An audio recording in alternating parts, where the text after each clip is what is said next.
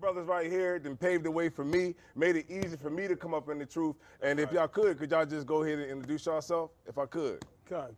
Captain Taha War, Captain 13,000, Taha War in the Israelite School of U.P.K.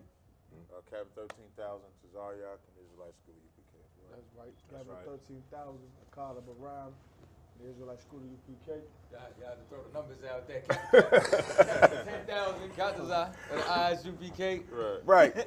If I could, Cap, you know, it's crazy because like I see like we got Let a Hebrew Speak podcast in here. We got Cross the Line Radio, which used to be Israelite Vibes. Right. You know what I'm saying? And what I want to say is that, you know, what I've seen over the time was that, you know, y'all really love what y'all do because it's rocking out today. And it's so prevalent. I mean, everybody out there knows about Cross the Line Media. Right. Cross the Line Radio, Salakia. Right. Cross the Line Radio, you know what I mean? So I wanted to get into the lecture, the upcoming lecture, Cap, if I could. You coming down to Wilmington, Delaware. You blessing us with your presence, blessing us with this lecture that we definitely need to hear. That's right. You know what I mean? Go ahead. Salakia, Cap. So if you could, with the Miseducation series, how many lectures make up the Miseducation series? Cap, if I could. Get down, please. The Miseducation series, this will be the 4th lecture in the series. And I came up with the whole Miseducation, like, you know, Lauryn Hill had that album, the Miseducation album. So, but I kind of flipped it, like the miseducation is because the education that we received since we've been in America has been wrong. Right. It has miseducated with brothers hating brothers for no other reason than the education we got from the white man. Right. The black woman, which is part of being, she done joined the feminist movement, she done joined the liberate from the black man movement, she done joined every other movement thinking that she's gaining when she's been losing, which is why I created that. And then you take the black man and the black woman, us having that enmity between each other, we got to find out what the enmity is. Correct. We remove that out the way, and then we can cure the hatred that exists between us, and that's the white man.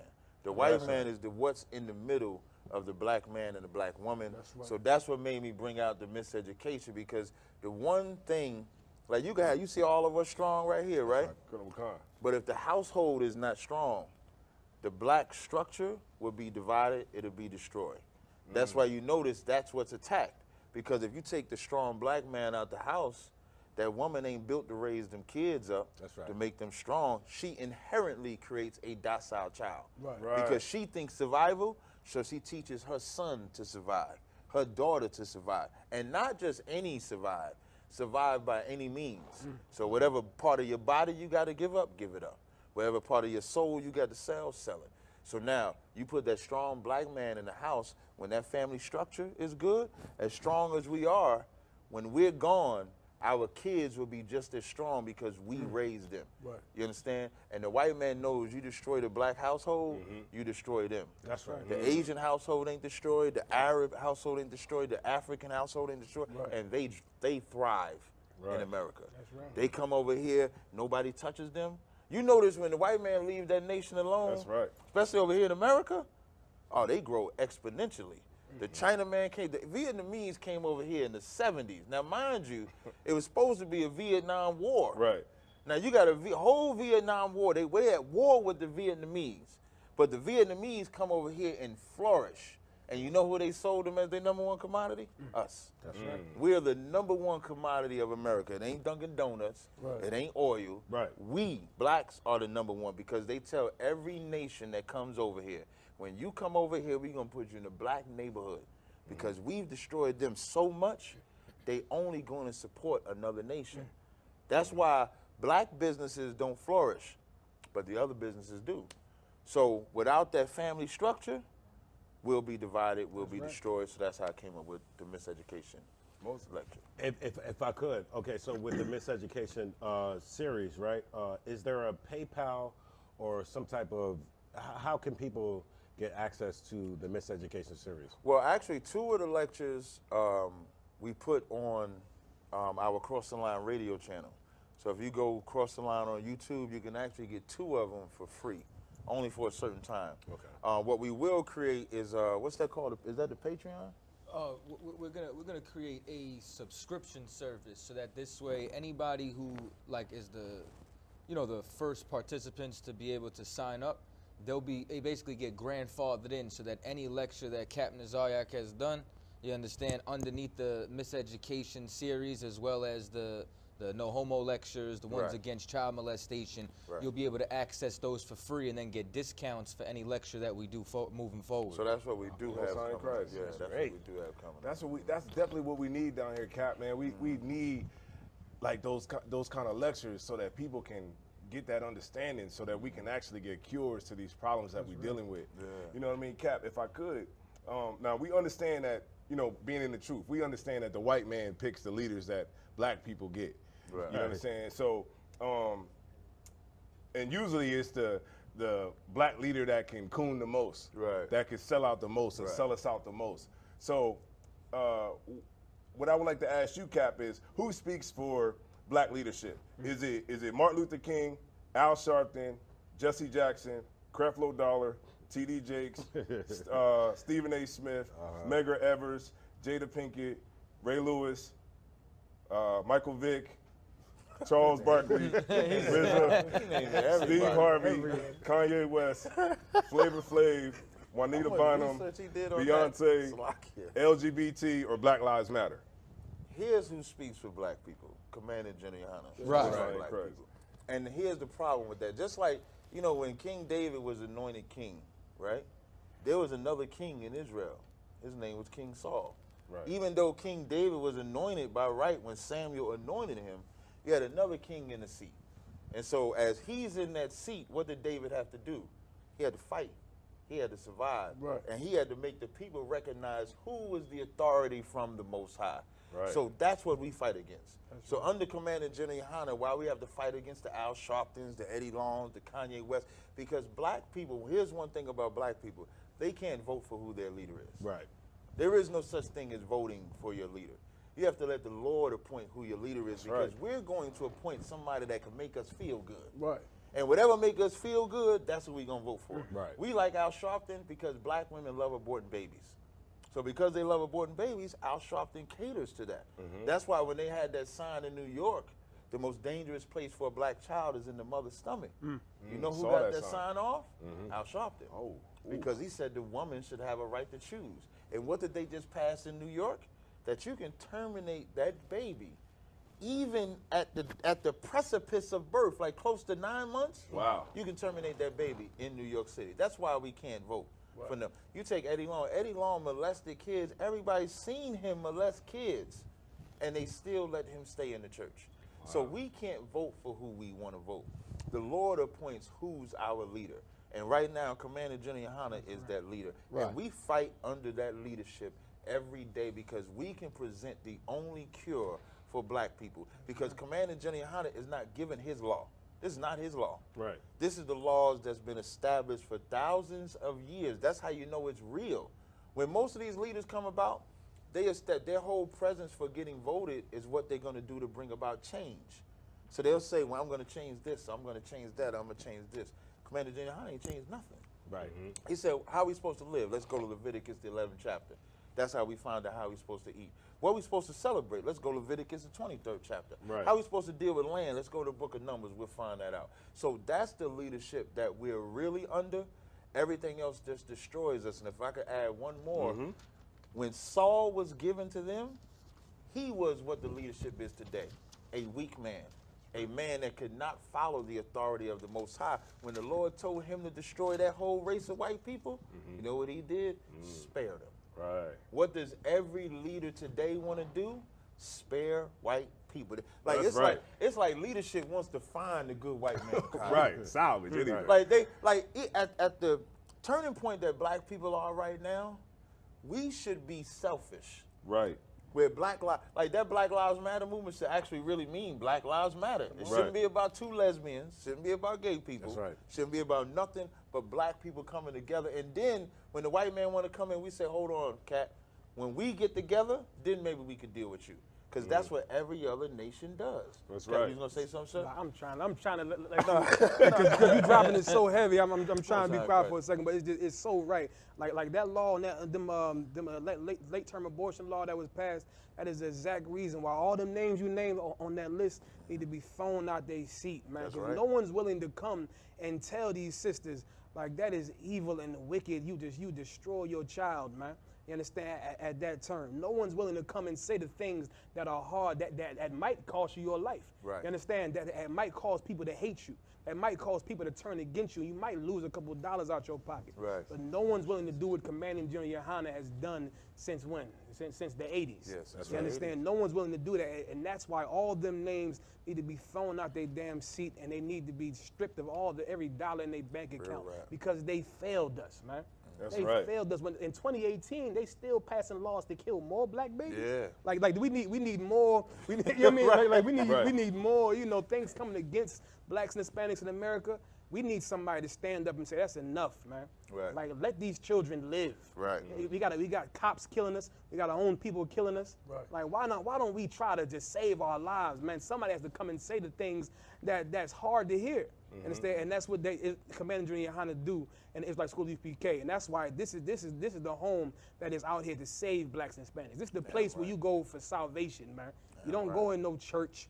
You don't go in the military. There's no place else. There's no refuge for us out here but in UPK. This is the place that saved my life. It's the place that saved these brothers' life right here. So I ain't even cut you off, y'all. Please go ahead, man. You got it, Cap. I mean, and what Cap is saying is heavy as hell. Like when I think of leadership, it just starts with Commanding General YAHANNA That's right. as the highest, down to the lowest ranking 50 in the school. That's right. That's the leadership. You put a UPK man in every black household, and you'll see the resurrection of black people. And that abortion, reason why that's so heavy on us to kill our babies is so like the story of Egypt.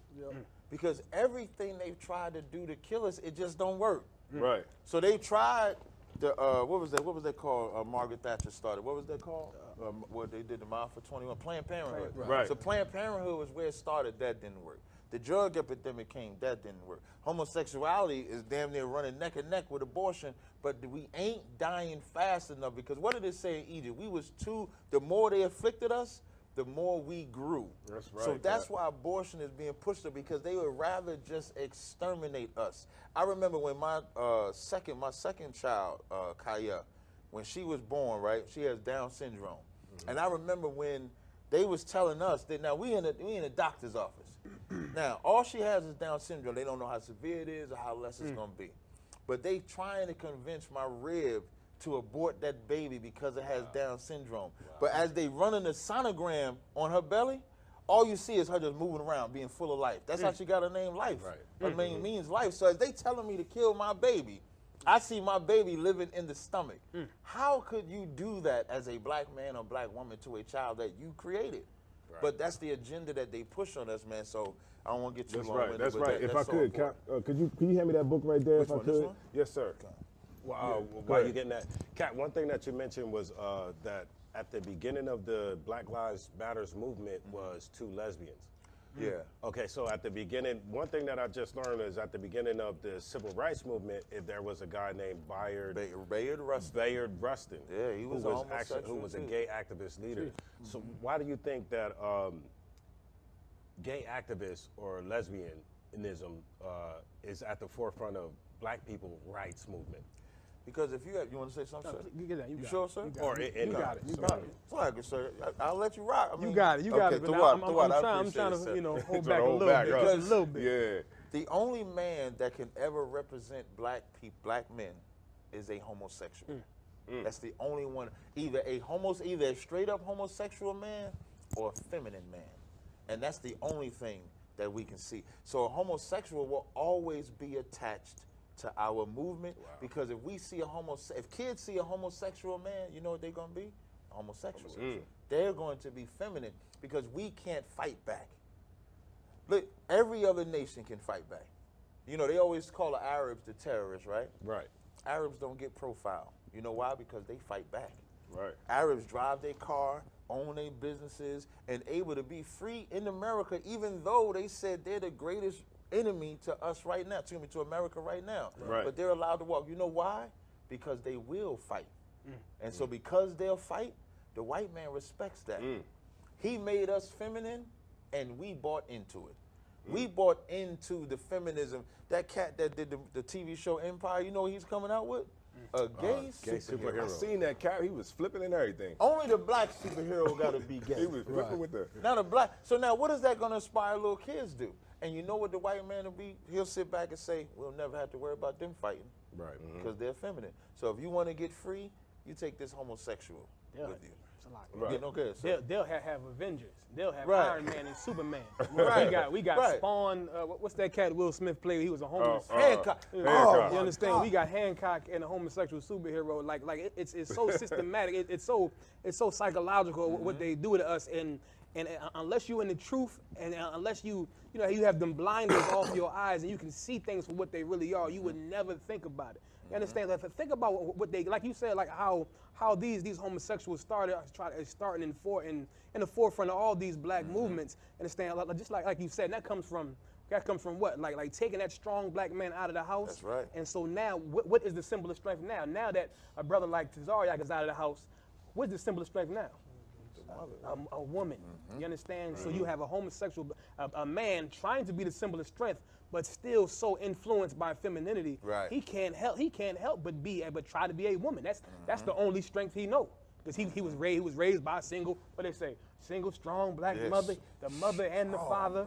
You understand? You're right, Cap. Like that's why I say like I'm gonna keep going back, of course. But the scriptures, man, the Bible is the only true book. That's in the script. I know we probably can't pull scriptures. Yeah, we can pull scripture. We can do whatever we want. Well, I don't take too much time. You know what you know. You don't want to go there. We go there. Understand? But if you go in the scriptures, man, give me that scripture whenever you get a chance. You ain't got to pull it, but just let them know where it's at so they can look for themselves. But in the scripture, it say you take away that strong black man. Luke 3 and 38. There's no other Mark defense. 3 and 38, so I can. Say it again? Mark 3 and 38. Mark 3 and 38, the water. You taking away the defense. And the white man, he's no fool, man. The white man knows just what to do. You take strong brothers like this, like these brothers you got up here, you take them out of the household, there is no one else. You're going to have a homosexual teaching your kids how to be a man. That makes no sense. You're going to have a mother, a woman, who's been a woman her whole life, try to teach your son how to be a man.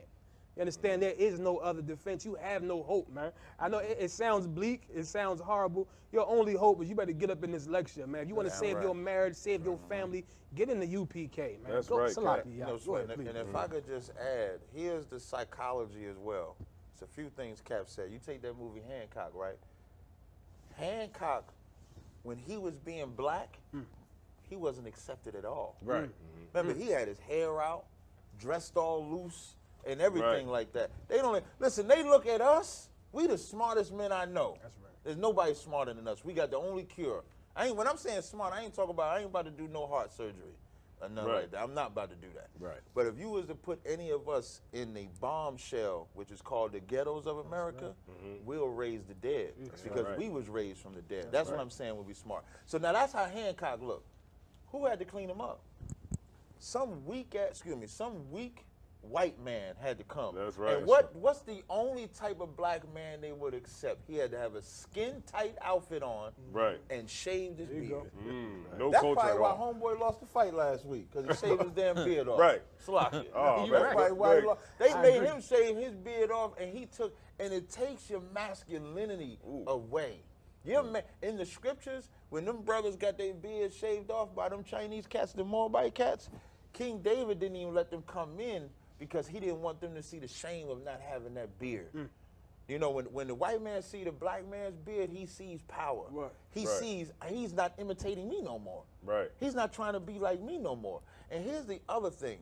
When you take the strong black man out the house, and that young black man is looking at trying to get strength from his mother, you know what he also does at the same time? Hate his father. Right. Because he feels like his father should be doing that. And he don't even realize the system that was put in place to get rid of his father. And then you take the mother that's angry too, so now not only is he angry, he hears his mother being angry about the father being gone. And so now he don't know how to be a father or a man himself. So when he has children, it's the same thing. That's right, And it's just a cycle. And it's just a cycle. For the daughter never gets to see a woman interact with a man. So she's raising, seeing this single mother either be promiscuous or be lonely her whole life. So what knowledge does she have on how to be a wife, a girlfriend, a mother? She don't have that knowledge. So it always goes back to that core. The reason why I chose this lecture is because that's the core. Everything starts from the man, woman, and child. Right. You destroy any fabric of that, the whole thing is thrown off. right. The whole thing is destroyed. And if I could, Captain Captain Todd. Todd, if I could. Get down. That's all you have to No, Captain yeah, Todd, you if I got it could. And the imbalance in the white man's propaganda is how he puts that every black man is a lowlife, or, you know, he's some corruptible thing who's been given to the streets, or a drug addict, you know, nothing but a criminal. But let's give some props to the black men who actually stick in those households, you understand, and endure the sacrifices of raising a family Right. in this hell you call America, and enduring white supremacy in America with every challenge that's been faced before them since they was born out their mother's womb. If they survived the abortion, if the mother said, okay, well, I ain't going to abort the baby. Right. They survived the abortion. Now they got to survive America. So now we're not going to give no credit to the black men who actually stand as a structure for their family. Then now what we're going to do is say, he's not the hero, but a homosexual is the hero. Right. Right. That's what Right. we're gonna say. We're gonna say some black man who puts on pink pumps and boots. Right. Now he's the hero instead of the black man who has endured the sacrificing and raising children in a society that aims to destroy them as soon as they out the womb. So this man is not the hero, but some nasty homosexual who wears pink pumps and you know defiles himself every day. He's the hero instead of this man. So there's a very imbalance in the black family. And what Captain Zaryak is saying is absolutely correct. And Captain Taiwo, and the lecture is always on point, because a black man is the #1 solution for the black family, man. That's right. If I could, That's right. and if I could give a entertainment perspective, that TV show Good Times I knew you was going there, Cap. is the prime example of take the strong man out the house. Right. Sure. And Good Times, you know what Good Times would have did? Good Times had black men staying in that house, poor. Good Times had that black woman riding with that black man, poor. Good Times had the children respecting the father and the mother in a perfect order, poor. In the projects, didn't have the best job, didn't have the money, but they was together. Now, they took that strong man out the house. Now, Thelma, she dealing with all kind of different men after that. JJ acting, he was already so almost soft. He went full soft. You had the mother didn't know how to make decisions anymore. You know why? Because they took him out the house. And when you do the history of Good Times, they tell you they took him out the house because he was a strong black man. Because he didn't want to do the shucking and jiving that they wanted to do. They said, what we're going to do on TV, what we did in real life. Right. And we're going to take him out. Colonel McConnell, you're right. It's Slocky. I met Thelma too. Slocky. Yeah. I met Thelma. Slocky. That don't got nothing to do with that. But He like that. Slocky. But Cap, you know, if I could, because you know, touching on the abortion, which is heavy, because I did a lecture on abortion, Right. the #1 killer in the black community. Right. Now, this book right here, when you had mentioned the Ma'afa 21, this book right here is called An American Dilemma: The Negro Problem in Modern Democracy. This book was written by Gunnar Myrdal and about 75 other authors. It's a 1,500-page book. This book right here was written by a Swedish eugenicist, which his name was Gunnar Myrdal, and he was financed by the Carnegie Corporation. The Carnegie Corporation wanted him to give an unbiased look on the Negro problem in America. They wanted somebody that wasn't from America to look at black people in America and give a breakdown on black people in America, every facet of our life, whether it be political, socially, economically, politically, whatever. And this is what he said, Cap, if I could, right? This is page 70. Now, this is what he thought, and he said, right? He said the Negroes cannot be killed off. Compulsory deportation would infringe upon personal liberty in such a radical fashion that it is excluded, right? So he's saying that they just can't keep killing Negroes off because you know, the compulsory deportation would infringe upon personal liberty in such a radical fashion that we ain't gonna do that, right? He said voluntary exportation of Negroes cannot be carried out extensively because of the unwillingness on the part of recipient nations. Right. Meaning no nation. Right, so where's Africa at? I Nobody. thought we was Africans. Nobody. Right. I thought we was Nobody African. want these I thought we was Negroes. African. Right. Right. Why isn't Africa willing to Ain't no, accept this? Nobody came over here with a boat and a spear to free nobody over here in America, right? And you know they tried. Hey, man, take them back. Y'all don't want them back? Right. But Yeah, when them it's like- Africans came in, it came with DVDs and fake Jordans. fake Jordans and purses. Right.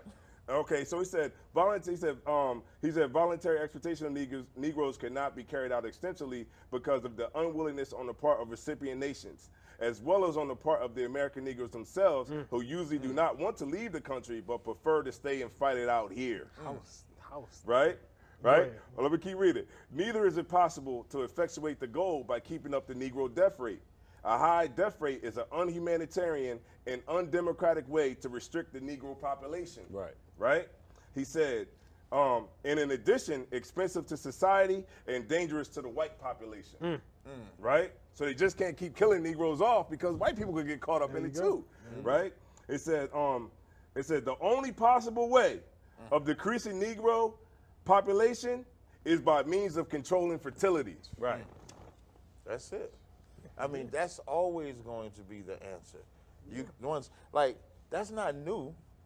Like that methodology. That's right. They probably read Exodus the first chapter. They had to. Right. They said that's why when they say you shall be born in Egypt again, this is Egypt literally, because this is bondage, and it's a process of elimination of us. That's right. By any means necessary. You go back into them stories when they wouldn't even deliver the baby unless they would let the mother, unless the mother agreed to be sterilized after they would even deliver the baby in the 1900s. So now she would have that one baby, but they would make sure she wouldn't have another one.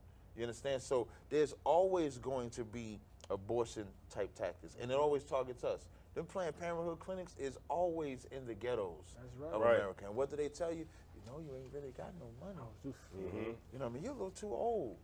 You sure you're going to be able to raise this kid? It would be better. We have other procedures, and they make it sound so good. That's why they call it Planned Parenthood. Right, exactly. Like you planning to be a parent, but they planning for you to be a murderer. Right. And then they never call you a killer unless someone else kills that baby. Right. Like only the white man got the authority to kill black people. The minute a brother, now I'm not justifying, I'm just using it as an example. Like they charged Ray Caruth with the murder of their girl and the baby. But they did not, they would not charge a woman for murder when she kills her baby. So it's a double standard there. That's why I said the white man only has the authority to kill black people. We don't. right. That's why even from a black on black crime, we go to jail. Like you know how they say, whenever a white person kills a black person and we make an uproar about it, they say, well, black people killing black people too. But here's the difference. Black people are killing black people, but they get locked up. They go to jail for the crime. And they should go to jail for that crime. The white man does not go to jail for that crime. Or the white man survives. Or the white man gets probation. Or the white man gets off. We don't get that. So, you know what I mean? So that's what Slag, if I could, Captain Katazar, if I could, do you think feminism helped to destroy the black and Hispanic family? I think feminism was one of the major weapons that destroyed the black and Hispanic family, and once again, that's a tactic that's as old as the garden. You get what I'm saying? Like you take a look at, you understand the entire theme of what's happening here. It goes directly back to the garden, where that serpent, which was spiritually the white man back then, what did he do? He divided the man and the woman, went directly to the woman, you understand, uplifted her, gassed her up, said, you understand, you ain't got to listen to your man. You could be a guy, you can do what you want to do. And when you let a woman do what she wants to do, listen, a woman is always going to follow somebody. And when she doesn't follow you and she follows the so-called white man, that's when 400,000 abortions happen every year. And what happens now is that when you remove the brother from the picture, like realistically, if you take a look at the condition of the ghetto now, you have black and Hispanic men removed. I mean, 2 million of us is in the prison system. Right. 11,000 of us every year is dying off of black on black crime. As Captain Zark stated earlier, because of even the destabilization of removing the man, brothers don't know how to be man now. That inclination of fatherhood isn't there. So as a result, realistically, the man keeps order in the house. You understand? So without being able to keep order in the house, now what happens? Now the women get loose. You understand? The sons are out there gangbanging because the mother can't control them. Because realistically, if any of y'all had a male figure in the house, what happens? You understand? Child's acting up. Mother says, stop, stop, stop. I'll tell your father. Now they straighten out. That's right. You understand? But without that authority inside there, there's nothing to keep order, which is why it's so important. Like realistically, you understand, which is why the lecture is so important. The cure between the hatred is that what we have to do is we have to eliminate any outside interference and get back to keeping that unit. Because as long as you're going to have the idea of feminism, because what's even crazier is Captain Azark brought this out on the radio show the other day. White feminists have husbands. Right. Black feminists do not. Right. You understand? So as a result, like how do you try to, you understand, liberate yourself from somebody? Like if there's anybody we need to be liberated from, it's from the so-called white man. That's right. We don't need to be liberated from each other. If That's anything, we like there's nobody who would be able to understand your plight inside of America than somebody who grew up under the same oppression.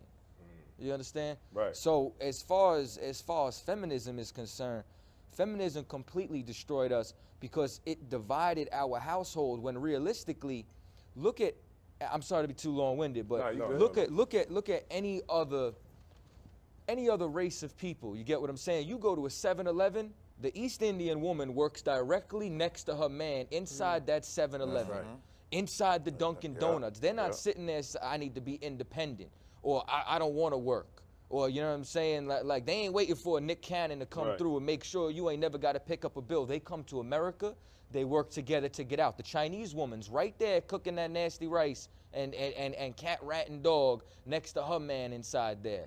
And another thing is, you'll never see an Asian, East Indian woman, hell, even an African woman turn around and say, there's no good Asian men.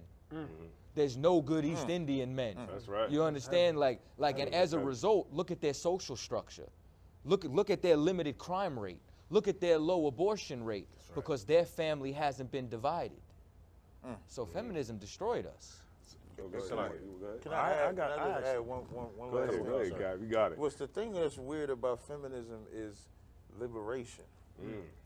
Like, I just don't understand, when has the black man and black woman been joined together in America that they even had to be liberated from each other? Right. Right. You understand what I mean? Kind of Like, card. we've been fighting the white man since we've been in America. Right, since before, but specifically since we talk about in America, since we've been in America as slaves, we've been fighting the so-called white man. We've never been free. The little bit of taste of freedom is them cities you hear about. Wall Street, Rosewood, cities in Chicago. Why did they get destroyed? Because the white man saw less than 20 to 30 years after slavery, we was about to whip they behind. We was about to beat them. When I'm saying whip them, I ain't even talking about fisticuffs. I'm talking about economically. Right. I'm talking about spiritually.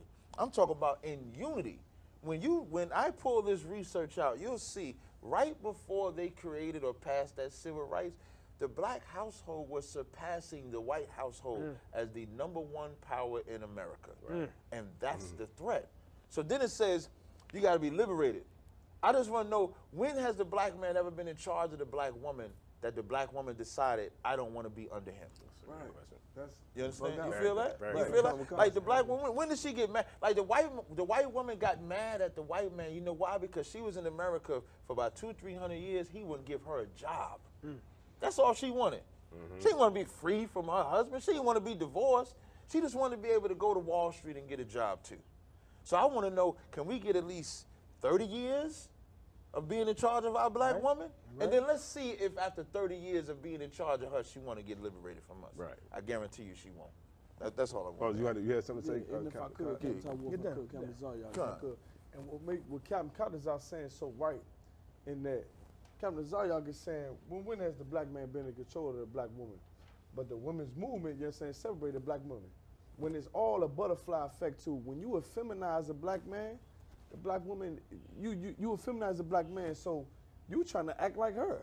Right. So when the whole time, and the white man is so cunning in the demolition of the black family in this, is that he effeminates the black man's image to where a black woman doesn't want to be ruled by an effeminate man. Right. Right, that's right. And then who does he give the masculine image to? Himself. Right. He gives the power to himself with welfare, with, you know, government assistance, things like that. He emasculates himself with that. And at the same time, emasculates the man who is supposed to be with her. That's right. You understand? That's So right, once guys. again, what both of these brothers are saying is a systematic destruction that effeminates the black man's image to where a black woman got to stand up on her own and say, I want this and I want that. Because we're in a world where a black man has been crumbled into, you know, pink boots. Right. You know what I mean? Right, Sorry. God. And that's part of the whole toxic masculinity movement. Right. Right. Have y'all seen that? Have anybody seen the Gillette commercial? Or? I don't understand. I No. didn't see that. And if I may, Salaki, go ahead. Well, so it's actually a commercial that's trying to tell men to get away from the whole masculine ego that we have. And they call it toxic, huh? And They they call say it toxic. it's toxic to be masculine. Right, not and that's actually a term that was never seen it. used in the whole women's rights classes and stuff like that. I've heard it women's classes. before. You know, it's crazy because when I see like feminist women, like when I think of like the feminist movement, I think of lesbians. Right. You know, lesbians. That's what I think Right. about. White lesbians. Right. You know what I mean? That's what I think about with the feminist movement. And one thing I learned from Captain Zarak was, you know, like those feminist women, they voted for Donald Trump. Right. Like, and I use this cap in all my classes. They voted for Donald Trump. Right. Why? Because they understand The importance. that their power lies within their man. Right. So they're not going to vote for Hillary Clinton. They're not going to do that because they understand that their power lies within their man. Our women is just the only people that don't understand that. So when I see a woman out at a feminist rally holding a big old sign up, looking stupid, that hurts me. That hurts me because I'm tired of being the butt of the joke. Because if she's the butt of the joke, then I'm the butt of the joke.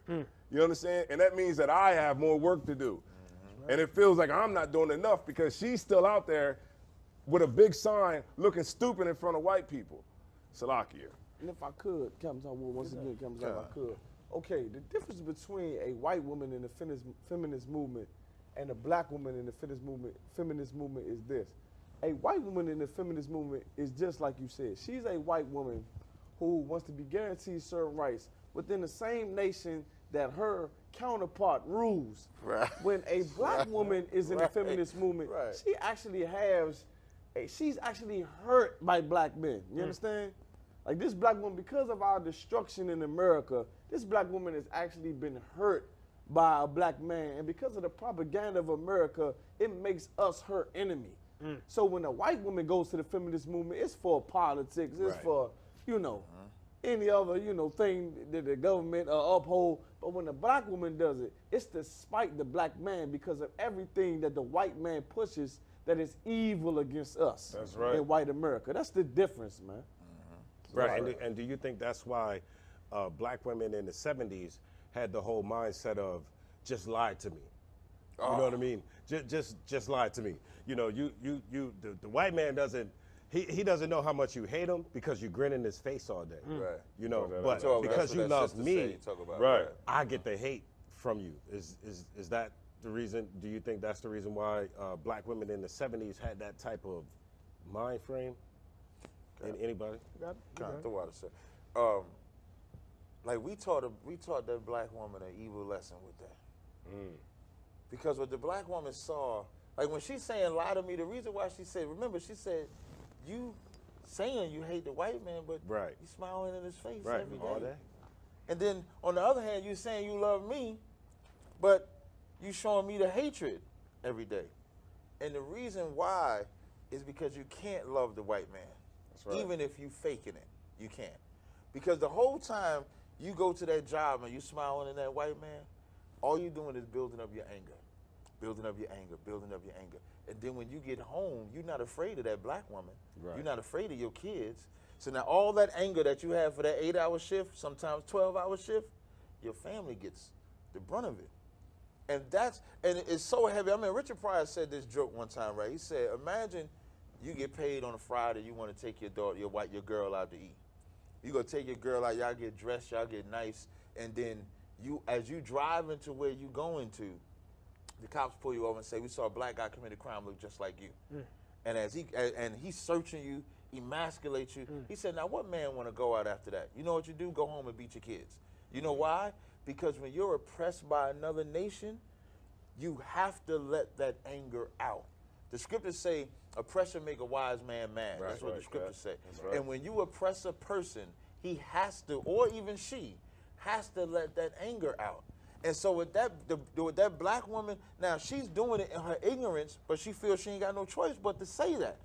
But she's saying, if you honest with me, and this is what love is, I'd rather have the lie that you're giving to the white man so that I can give love, so I can get some fake love too. Because the real love ain't working.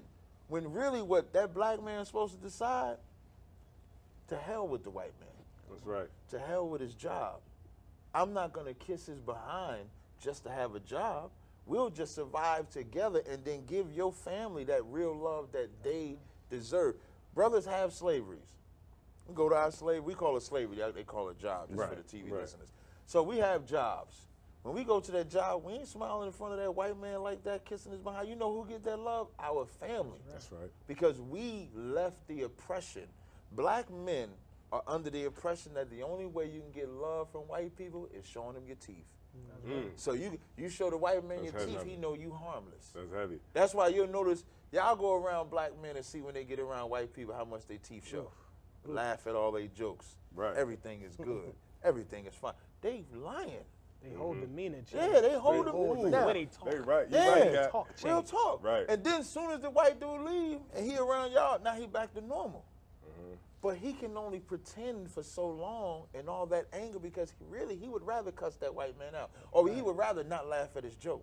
But he thinks the only thing he can do is laugh at his joke so he can be accepted.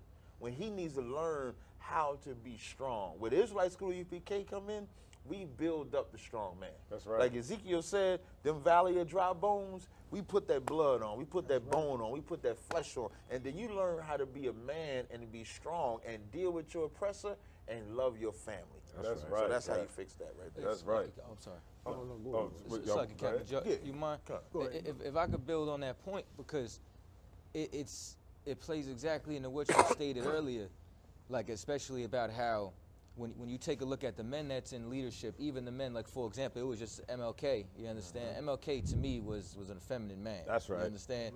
Right. And the men that are effeminate get pushed to the forefront because they're considered non-threats or acceptable to white people. So often when we try to have somebody to spearhead a revolution, we try to do something in a way that's going to please them. Right. You get what I'm saying? Right. And as a result, there's nothing more pleasing or non-threatening to a white man than effeminate or homosexual black man.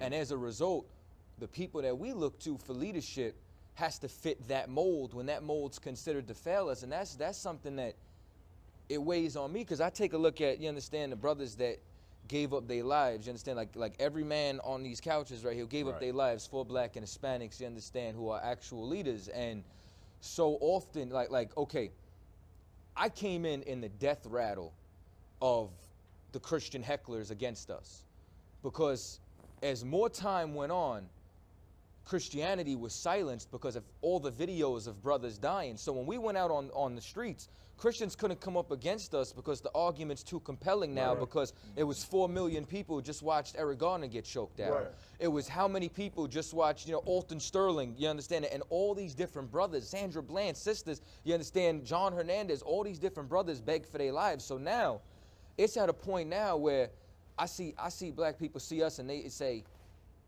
I agree with a lot of what you say. That's right. You understand? Like, and when they say that, you understand, but they still looking for something more. What they're looking for is that they agree with everything that we say, but they're looking for something that's going to be non-threatening or something acceptable to white people. Right. And that's how much fear that's instilled inside of us. That it's like we don't want to get that opposition. And it's even heavier because, once again, Arabs have been at war, you understand, I mean, really with the white man since the Crusades. But in recent times, since what, Desert Storm? They got Muslim bans and all that, but Eric Garner gets choked out for selling loose cigarettes. Not saying it's right, Shouldn't sell nothing without taxes. Cigarettes is wrong. You understand? We shouldn't smoke nothing. But how many loose cigarettes do the Arabs sell? Blunt wraps, you understand? So they don't get choked out. And but you understand, but meanwhile they taking off a shoe, throwing it at George Bush, they throwing rocks at tanks. They don't get profiled like us, and it goes into you will respect the enemy, you won't respect the slave. And as a result, from us being so effeminate and following men who just wanted to so-called turn the other cheek, which isn't even the right context, what ends up happening now? You understand? Like no nation gets free from a hashtag. No nation gets free from marching. So our people got to come to realize that crack was radical. You get what I'm saying? The feminist movement against us was radical, so we need a radical solution to a radical problem. And that's under Commander General YAHANNA. That's these brothers. You know what I'm saying? Man, everything y'all brothers said was heavy, and I definitely agree with everything y'all said on as far as the women's rights movement. But I have somebody here, Jasmine Sherman, who disagrees with you brothers, right? Okay. And I'm gonna give you 2 quotes because we don't have that much time. 2 quotes from Jasmine Sherman. She said that she don't want to hear anything or anybody tell her about black genocide when it comes to abortion rights. Salaki, if I could. Please, go ahead. Go ahead, sorry, right here. The host, by the way. And I learned this from General Muhammad. Get down. Black people have a paternalistic relationship with white people. Like they're the daddy and the mother. You understand? And that woman right there is like the one I said that be out there with a sign looking stupid in front of the abortion clinic. Only black. Black? She's black. She's a black woman. Go ahead. And, you know, this is what's going on. And you know what? I don't blame her. I blame Martin Luther King. I blame Martin Luther King for teaching us and handing us over to white people and teaching us to just be subservient to our, being subservient to our oppressors. That's right. You understand? And this is Christianity at its best. What we see right here, like when you got all those, and I'm gonna segue into that in a second, but you know what I mean? Like this is Christianity at its best. Right. And I blame Martin Luther King. I blame all the leaders that got up there and got in front of white people and didn't tell them what was supposed to be said. You understand? And thought that it was better to hand us over and be in a subservient role so that we can keep producing sisters like this. Right. Salakia. And so she's the only sister that's on this pro-abortion. The what? She's the only sister. The what? Only sister. Only sister. On this pro-abortion movement right here, right? And the second quote that she said was, she said, abortion isn't just a white feminist issue. So if I could, if we got time, go ahead. If we could play the 30-second clip that we got from Jane Elliott. You saw in the March on Washington. We have been advancing the cause of white women ever since the women's movement. The women's movement was a movement for white women. They might as well have been wearing placards that said, black women need not apply. And that was only allowed to happen is because we wanted to stop the civil rights movement. And white men went along with that in order to put a stop to the civil rights movement. As long as we're talking about the rights of white women, then we don't have to talk about the rights of people of other colors. As far as I'm concerned, that's what the women's movement was about. Now there's going to be another women's movement. You need to realize this. And as you can see, that the feminist movement was a white woman's movement. Right.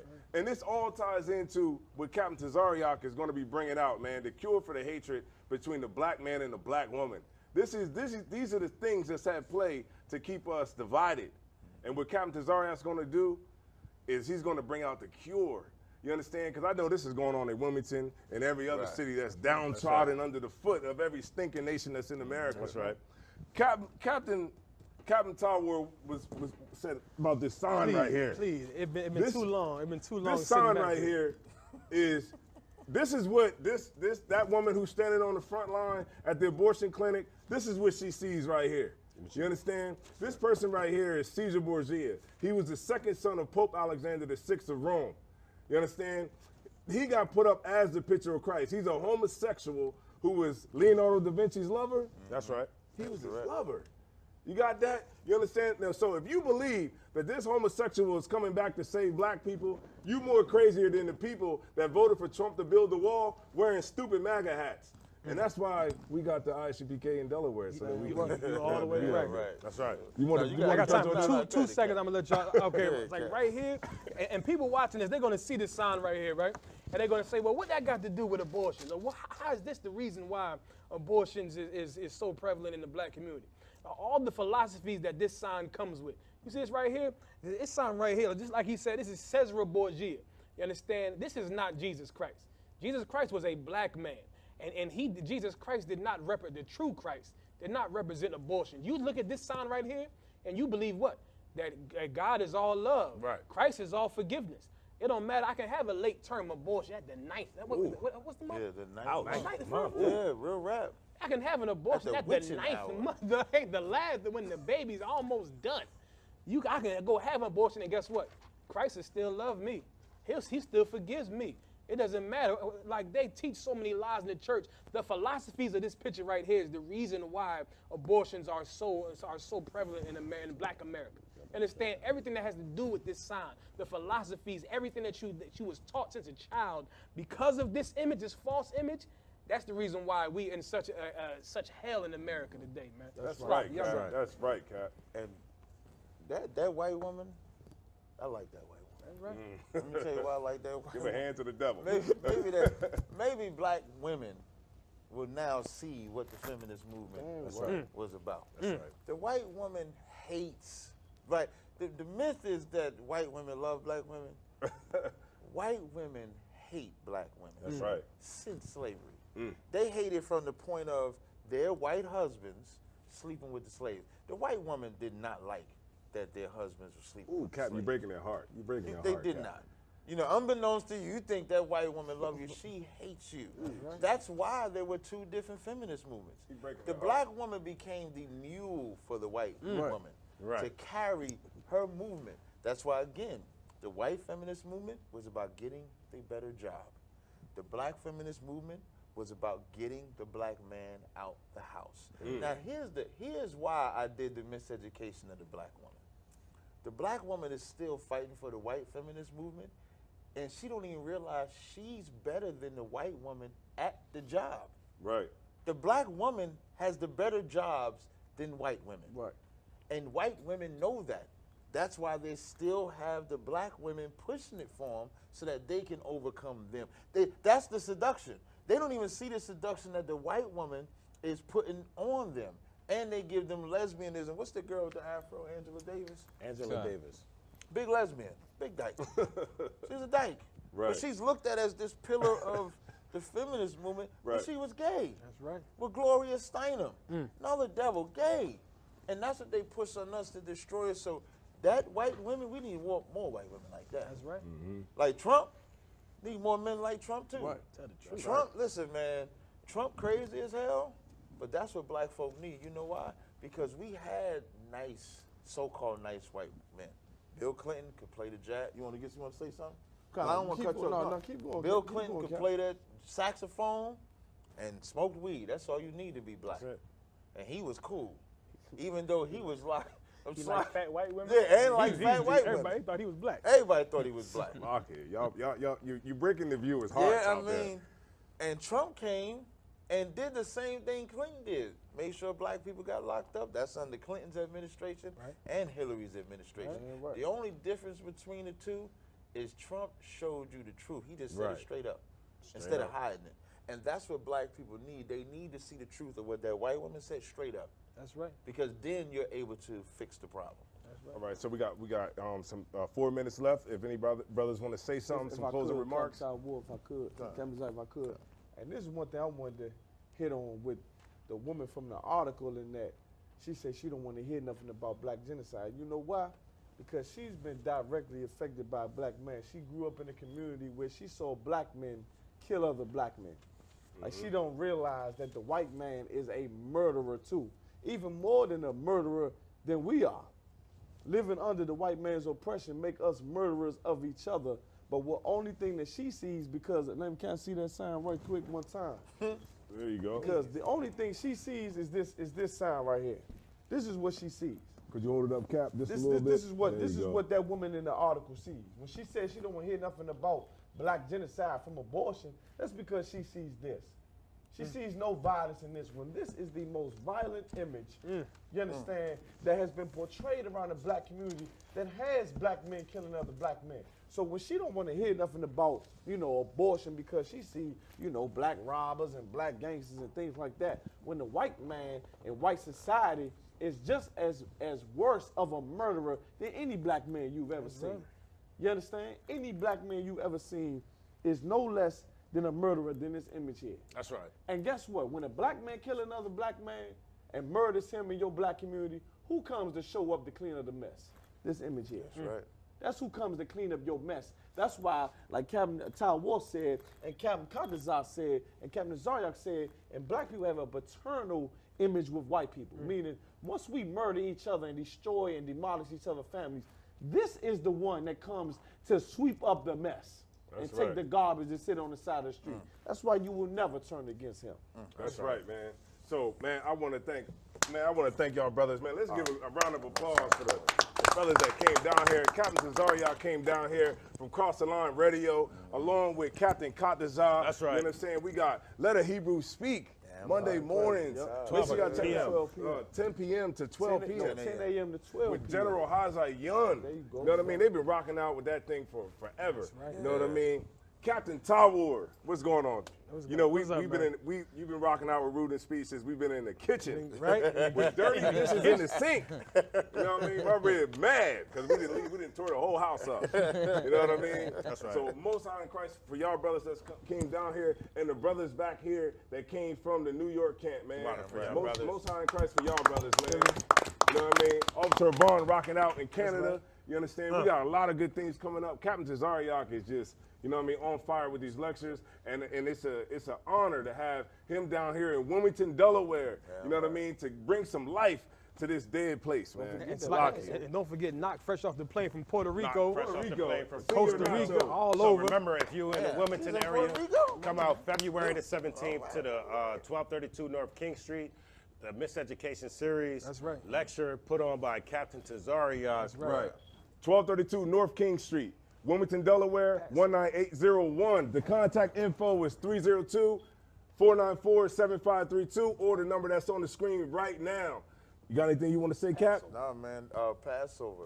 Passover, the 50th annual Passover. $200 fee. $200 fee. Yeah, Make sure you pay 20th, that. man. Make sure y'all be in the building. Jamaica Queens, man. Jamaica Queens. That's right. We'll be in the building. Hey, listen, brothers and sisters, man. If you like what you hear, hit the subscribe button, man. Subscribe to this channel.